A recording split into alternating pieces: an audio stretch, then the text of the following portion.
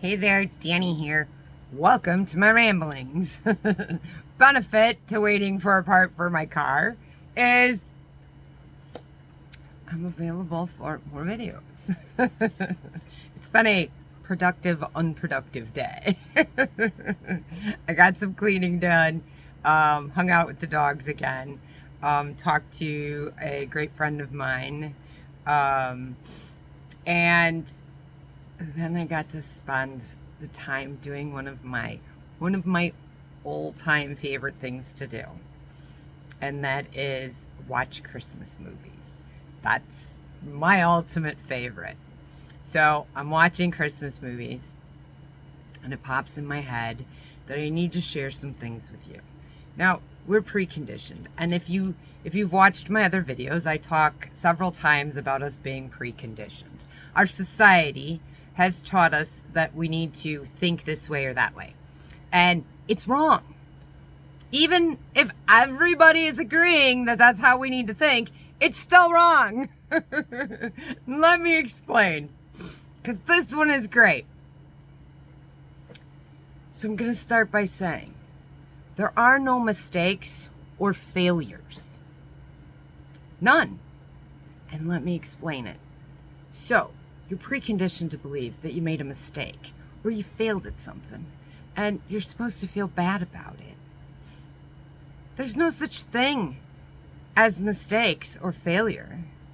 Those don't exist.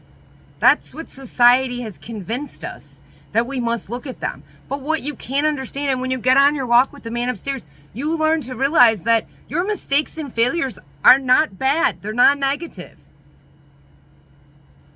They're lessons. Each mistake and failure you make, you learn the lesson from it and you get to grow.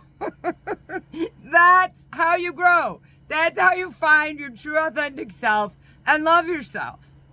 You stop beating yourself up over something that was placed in your life to teach you a lesson. Because once you learn that lesson, you're not going to make that mistake again. You're not going to make that failure again. All rejection is God's redirection. He's directing you. Hey, you're going the wrong way. Come this way. Mistakes and failures are not negative. How do you teach? What do you teach a child? If you're a parent and your child does something wrong, not horrible or anything, just something wrong, do you berate them for it? Do you tell them they're bad because they made a mistake or they failed at something? No. Any good parent would never do that. They would use positive reinforcement, and they would help them to see the lesson so then they could grow and not have to make that mistake or that failure again, right? God's no different. He's your father. He's your parent. Mistakes and failures are not negative. Stop beating yourself up over them. Literally, they are lessons. You are children of God. You're His children. He's teaching you through lessons. Stop focusing on what society tells you is a mistake and a failure and that you should feel down and depressed about it.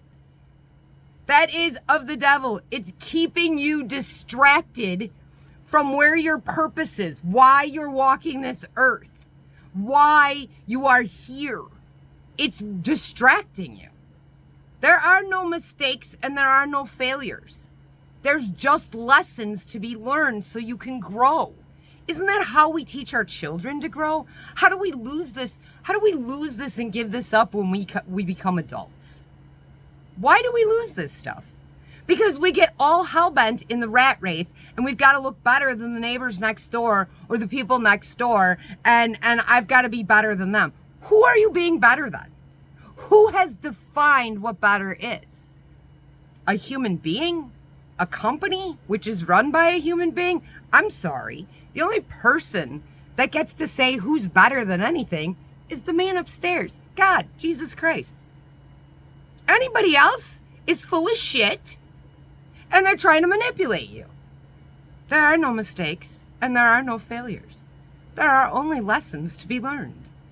Just as when you were a child. And if you are a parent, how do you do it with your children? Why aren't you giving yourself that kind of comfort too? Because he's giving it to you. You just don't see it because you haven't gotten on your walk with him yet. There are no mistakes and failures, just lessons. And once you learn the lesson, you grow. You don't have to learn the lesson again.